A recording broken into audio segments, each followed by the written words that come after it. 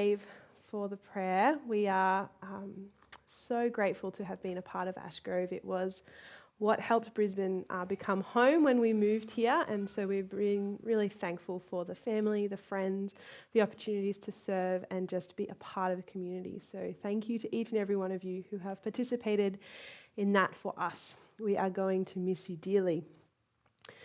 This morning, it's my privilege to share with you in the Co-Mission series. And we're going to be diving into what local mission means for each and every one of us in our own day-to-day lives. And I've chosen to focus in on the everyday so that you can figure out, how do I live out mission in my life right now? You are going to need a pen and paper for this morning, and your phone won't suffice. So if you don't have one nearby, go and grab a piece of paper and a pen, a highlighter, and some stuff. We're going to do some drawing together, and so you really do need it. So you have 10 seconds now to go and get it. I mean it. Get up, go and grab a piece of paper and pen.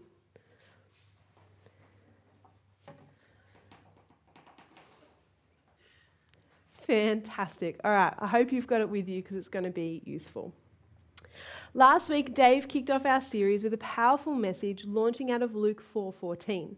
He shared about how Jesus' ultimate mission was to make a way for us to be in relationship with God again, and that Jesus practically lived these things out amongst those who were spiritually poor, held captive in their sin, experiencing physical suffering, and those who endure oppression.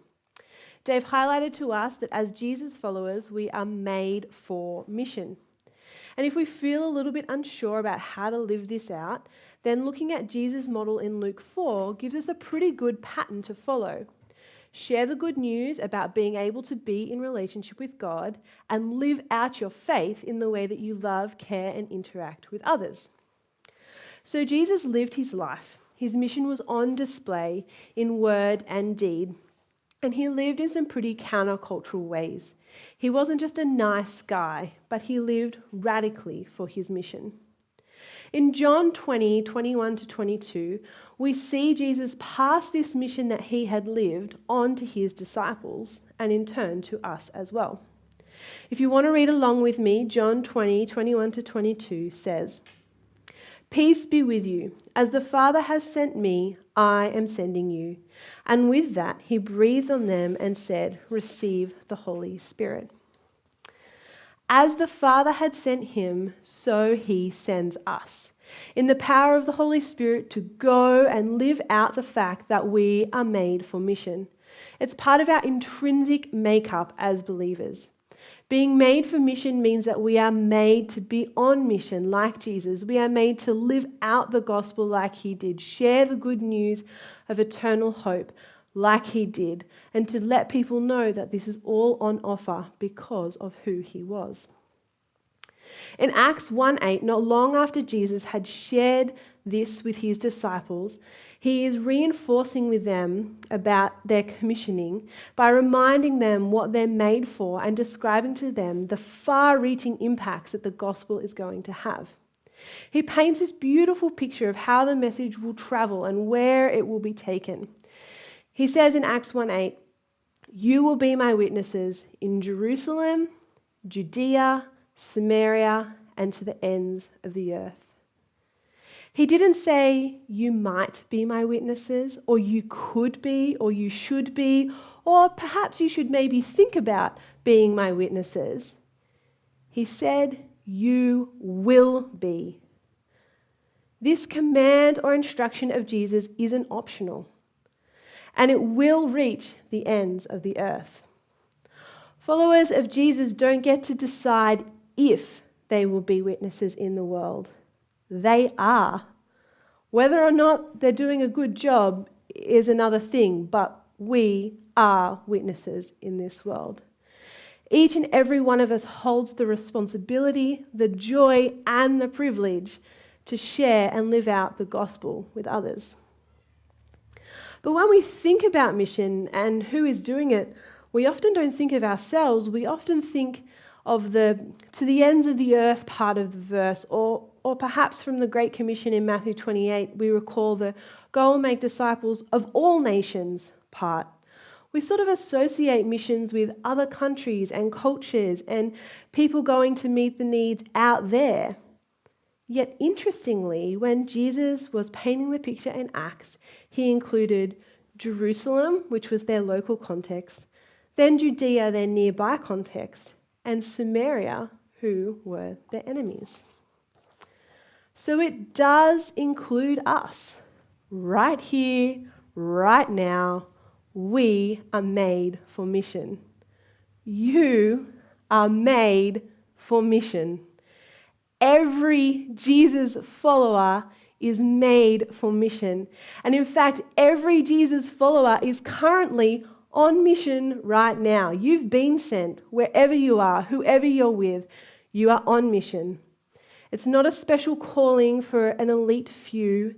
It's a mandate. It's a command. It's an instruction. And it's a privilege and a joy. And it's given to every single one of us all throughout Scripture.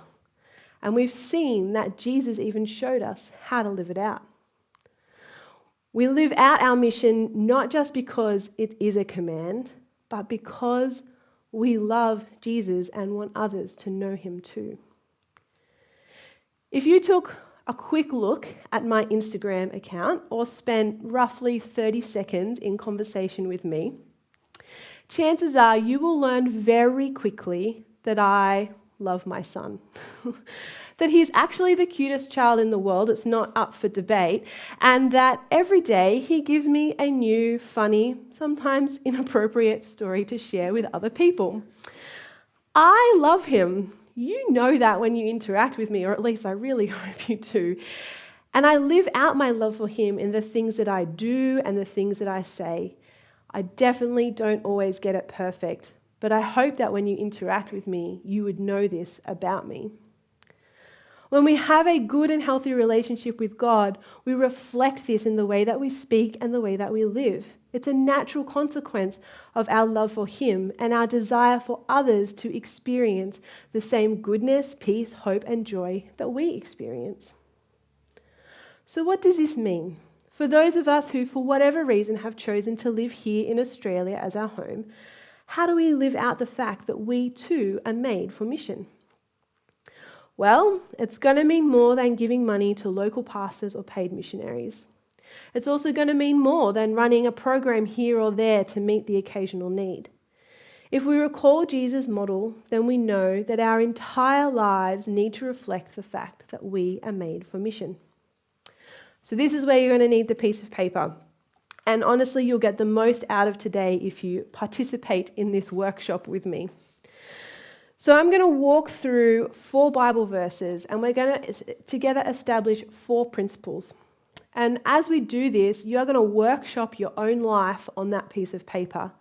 And hopefully by the end of today, you will have some very real, tangible next steps for how to live out local mission in your life today, tomorrow, for the rest of the week. So our first verse is Matthew 5:14-16. And it says, "You are the light of the world. A city on a hill cannot be hidden. Neither do people light a lamp and put it under a bowl. Instead, they put it on its stand, and it gives light to everyone in the house. In the same way, let your light shine before others, that they may see your good deeds and glorify your Father in heaven." Our first principle is be a light. Okay, with your piece of paper, we're going to draw something that looks similar to a mind map, if you've ever done one of those. So in the center of your paper, I want you to write your own name, and you can draw a circle around it, a bubble, a flower, I don't mind, but your name is in the center. And then out of that, I want you to make some branches and list all the different places you go regularly where you interact with non-Christians or people who aren't believers yet. So think about friends and family, think about work, school pickup and drop off, the gym, weekend sports, neighbours, even a regular coffee shop, places you go regularly where there are non-believers. I'm going to time it. I'm going to give you a minute to just brainstorm this activity. Go.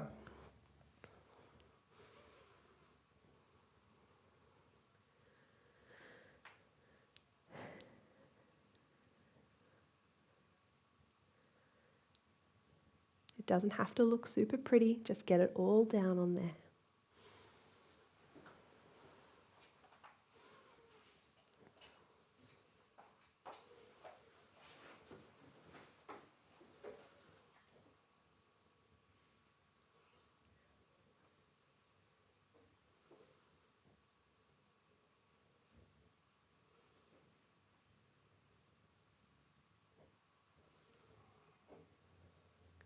Okay, 10 seconds left.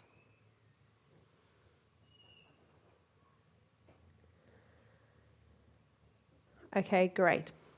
Now, as you look at what you've written down, let me read to you just a couple of statistics that are true of our local Australian context. Did you know almost 30% of Australia's population were born overseas? In 2018, Australia resettled 12,706 refugees. 1 in 8 Australians are currently experiencing high or very high psychological distress. Suicide is the leading cause of death for Australians between the ages of 15 and 44. And close to 400 people a day are diagnosed with cancer in Australia. When Jesus said, "Be a light," he meant stand out, be bright, be noticed, not in an extrovert, look at me kind of way, but in a Jesus was humble and kind and gracious and loving and truth-filled kind of way. His love was countercultural. He lived radically for his time. The light he shone didn't pick and choose who it would be bright towards. For some, it offered warmth and acceptance and truth. And for others, it was a harsh awakening, a light turned on in the middle of the night as people tried to shelter in their own sin.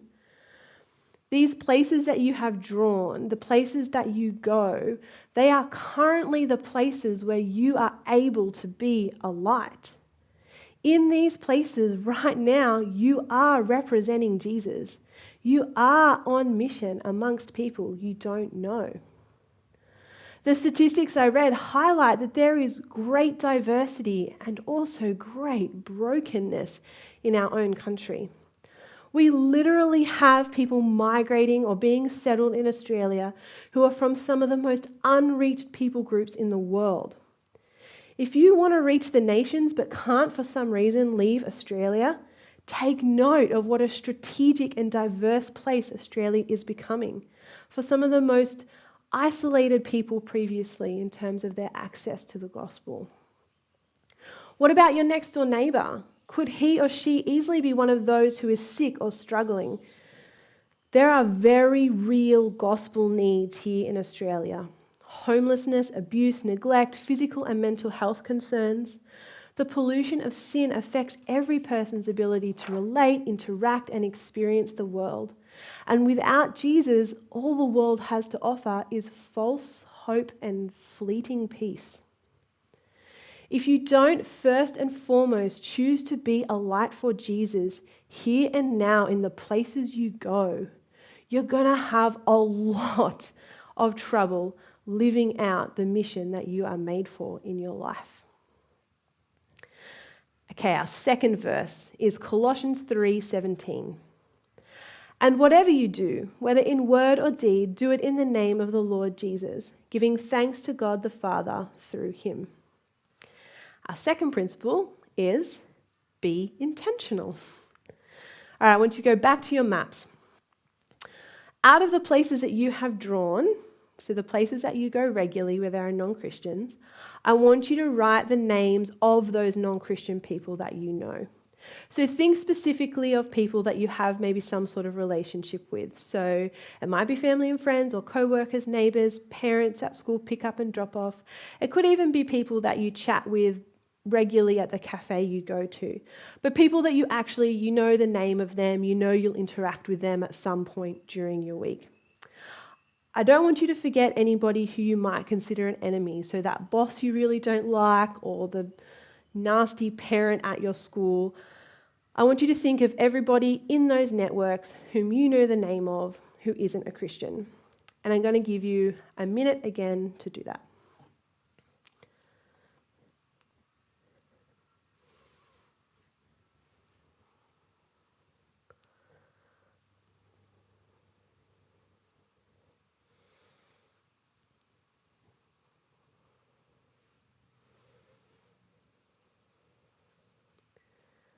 Again, just get as many down as you can. You probably won't think of everybody, but as many as you can.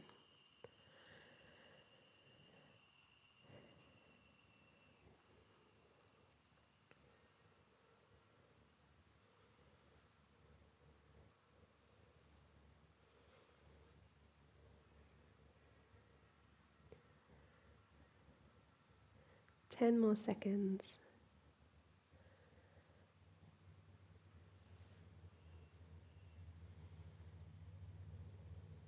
Perfect. Okay. When Colossians 3 says, and whatever you do, whether in word or deed, it's a fairly all-encompassing statement, right? Well, being intentional might actually mean taking a pretty all-encompassing look at our words and our deeds and our lives through the lens of the mission that we are made for. We need to ask ourselves, what do we prioritize? What are we willing to make time and space for in our lives? And I know for some of you hearing this, the very thought of finding more time or adding more people or fitting more in is exhausting. I get that. I really, really do. And that's why it's thinking through prioritizing and what do we make time for. I want us to shift our thinking a little bit from what's normal now to look through the lens of the gospel and what would be normal for gospel intentionality. Who or what takes priority in your life? How Christian is the bubble that we operate in? Being intentional means making time to have that conversation with a coworker or neighbor. It means prioritizing something instead of something else. Sometimes it means paying the cost. An example could be you currently have a weekly extended family dinner or lunch. What if you made that fortnightly so that you had a couple more weekends free in your month to have that neighbor over or those co-workers over? Not because you don't love your family, but because there are non-Christians you need to build relationships with. Prioritizing building relationships and having non-Christians in your life are two very tangible, real things that you can do to live out mission. I'm in awe of some friends of ours who do this actually, not because they're like super spiritual, but because they have chosen to sacrifice some of their own desires and structure their lives and work and family with intentionality for the sake of the gospel as the cornerstone of everything they do. They were moving from somewhere to Brisbane, and they were fortunate enough to have enough money to buy a home. They thought through not where their family in Brisbane or their friends in Brisbane lived, not about school districts or access to weekend activities, but where they could strategically and intentionally be a light. They've got 5 kids, so they understand being busy, but they also see the unique opportunity that being a family means you can be a light to other families. And so they looked for a home in a cul-de-sac because statistically, interestingly, other families like to live in cul-de-sacs. When they found a home, they straight away got to know the neighbours. They encouraged their kids to befriend the neighbours in the street. They intentionally found ways to engage, and they took the initiative. They kept the ball in their court. They prioritised their new mission field to engage. In a relatively short amount of time, they were having meaningful life conversations with the adults in their street, and kids of those families were coming along to their own family devotion time at night. They chose to be intentional. They sacrificed some of their own desires, but they made time to be a light in their street. They met physical needs, they engaged where people were broken, and after not long, they've seen several of their neighbours and their neighbours' kids come to Christ. It's pretty phenomenal. But they were intentional and they were a light. Our mission, like Jesus, is not to force people into the kingdom, but to live the lives and speak the words which show and offer people the opportunity to engage with the gospel. Okay, let's move on to our third verse and principle. Matthew 9, 37 to 38. The harvest is plentiful, but the workers are few. Ask the Lord of the harvest, therefore, to send out workers into his harvest field. Our principle from this verse is others are ready to hear and engage. On your paper, which I hope is filling up by now, I would like you to circle or underline people who you've had some sort of spiritual conversation with. So if you don't do this often, it might even just include like they know you go to church or they know that you're a Christian, but there's some sort of faith engagement with them. We're sort of looking for the people here who, if you brought up something of faith with them, it wouldn't be like totally left field and like confuse them. People who are like, oh yeah, I sort of knew that about you. So again, I'm going to give you a minute to highlight or underline, however you want to do it, those people who you've had some form of spiritual conversation with.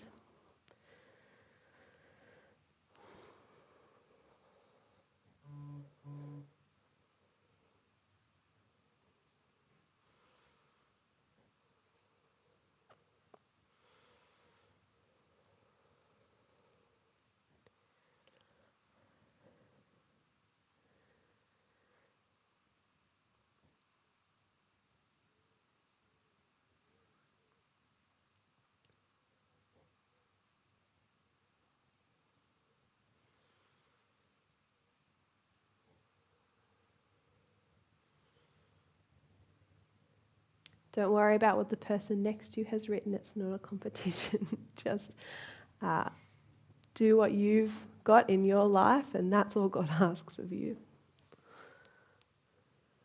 10 more seconds.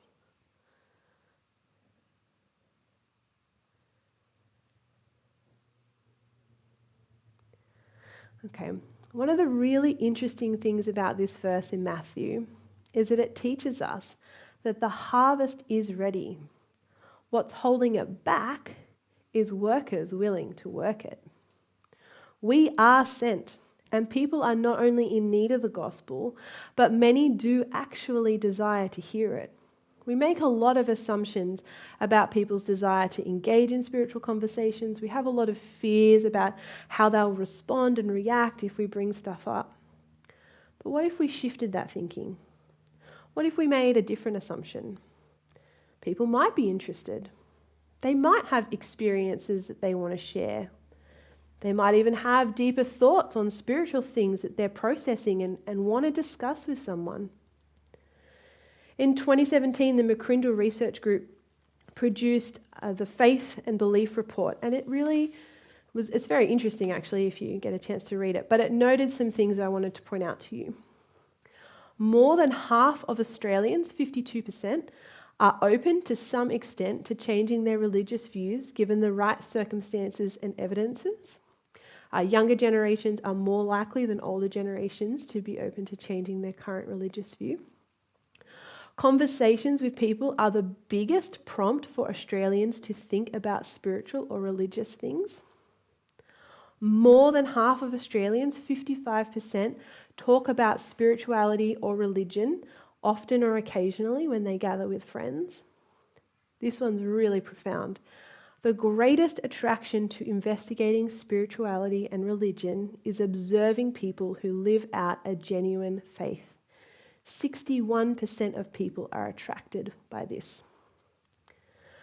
3% of Australians have never heard of Jesus, and 8%, which is nearly 1.5 million Australian adults, do not know a Christian at all. It's astounding to think that 8% of people in our own country don't know a Christian. However, fortunately, no one in your family or your friendship group, your neighbourhood, school community, workplace, social group, sports team, class or mum's group can say that they fall into this 8% because they know you and you're a Christian. And you might be the only Christian person in their lives. So when you think about how you're going to live out the mission you are made for, when you look at that piece of paper, remember that there are people who are eternally lost without Jesus. And they are very possibly more willing to watch your faith and engage with your faith than you have ever realized.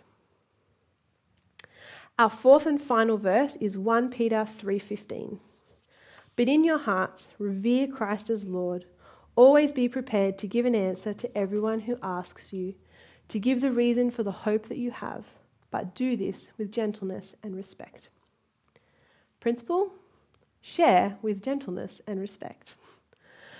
By now you should be looking at your mind map and seeing the non-Christian networks and relationships in your life and sort of seeing, okay, this is what I've got to work with. Everywhere you go, you have the potential to have some sort of gospel influence on people's lives, for better or for worse. So look at their names. What do you know about these people? What's happening in their lives? When do you get a chance to talk with them? Have you ever brought up spirituality or faith with them? Have you considered where and how the gospel might speak loudest to them in their current set of circumstances?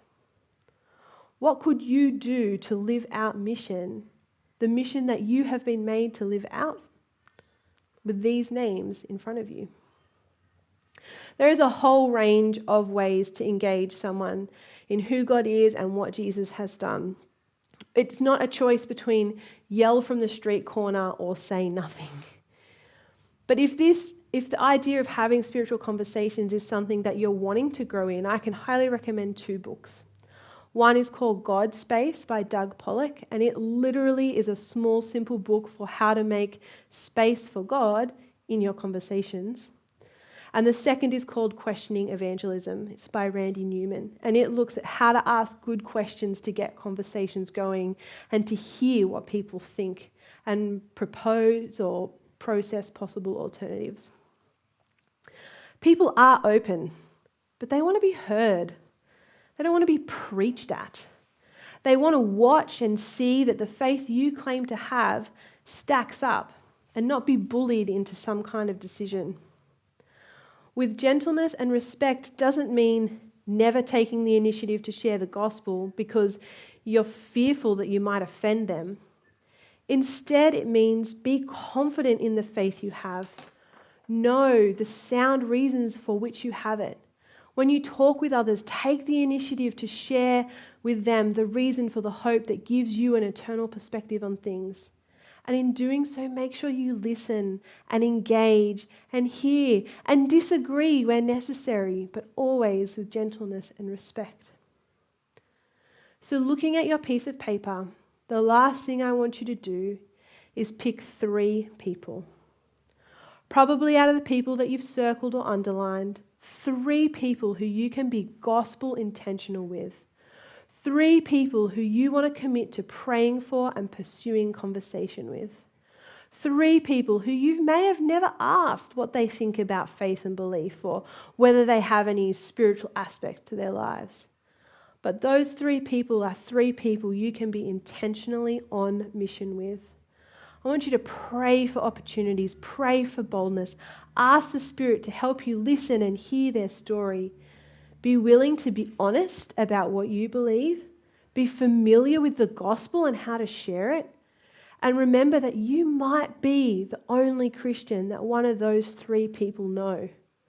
And without Jesus, they are eternally separated from God.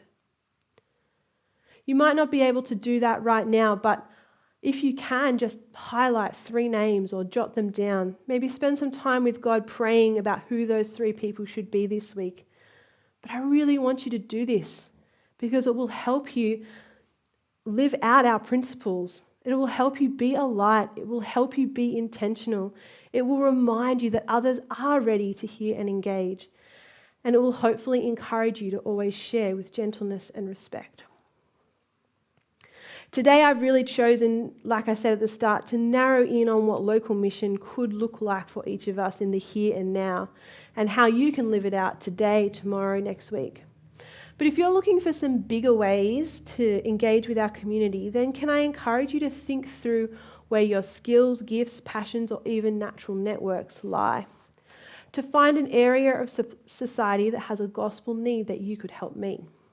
If you're helps or mercy oriented, perhaps you could serve in a local context, volunteering with Meals on Wheels, Salvation Army, or Mission Australia. Do you have a passion for engaging with other cultures or teaching skills? What about if you were to do some English as a second language classes or think through how you could serve refugees and asylum seekers? There's a local arm of Interserve called Culture Connect, which seeks to equip churches and ordinary people to do cross-cultural ministry right here in Australia. Are you outraged by the abuse of children and have some capacity and love to give? Could you consider being a foster parent and live out the gospel in your home with those children? Or if your skills lie in IT or admin, maybe you're a bit more of a behind-the-scenes kind of person. Let me tell you, every organisation needs infrastructure and help in these areas. If you're looking for an entire career change, could you consider some type of full-time local mission organisation? Come and work with me, help reach university students with the gospel. There are opportunities in just about every pocket of society, and if you feel stuck, I want you to take the initiative to talk with me, talk with one of the pastors or elders. We would all love to help you find a fit for you to live out the mission you are made for. Today I'm going to finish up with a question for you to ponder. And perhaps it might even be one that you need to wrestle through with God later this week.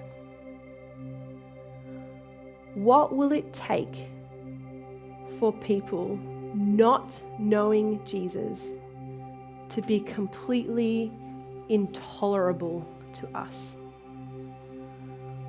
What will it take for us to be kept awake at night because we know there are people in our lives, in our country, in our world who are spiritually poor and captive to their own sin, physically suffering and oppressed, desperately in need of relationship with a loving and eternal Father?